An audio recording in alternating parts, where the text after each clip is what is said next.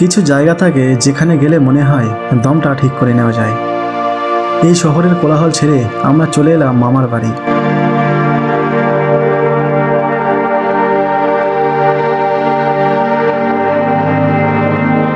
এখানে সময়টা একটু ধীরে চলে, মানুষগুলো কম কথা বলে, কিন্তু অনুভবটা বেশি।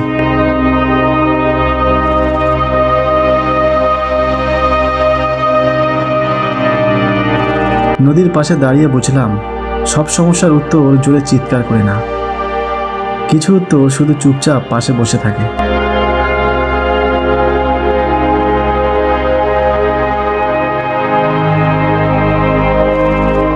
জীবনের সবচেয়ে সুন্দর ভ্রমণটা হয় যখন পাশে থাকে নিজের মানুষটা। লোকেশন নয়, সঙ্গটাই আসল।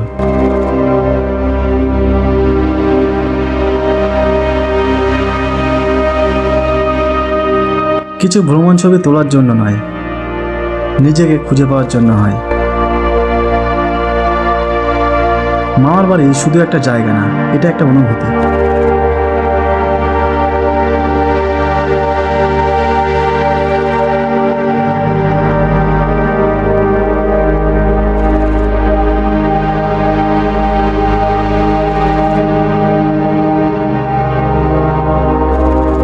নদীটা আমাকে শেখালো শান্ত থাকাও এক ধরনের শক্তি।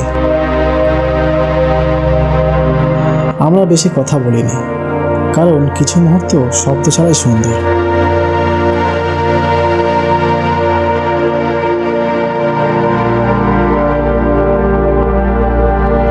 এই ভ্রমণটা ক্যামেরার জন্য না, আমাদের জন্য।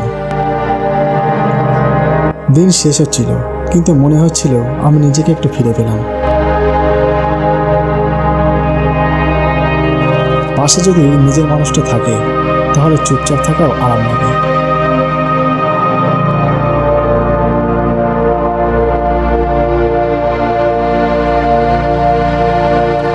কিছু জায়গা ছেড়ে আসা যায় না, সেগুলো মনের ভেতর থেকেই যায়। এটা ব্লগ না, এটা একটা অনুভূতি।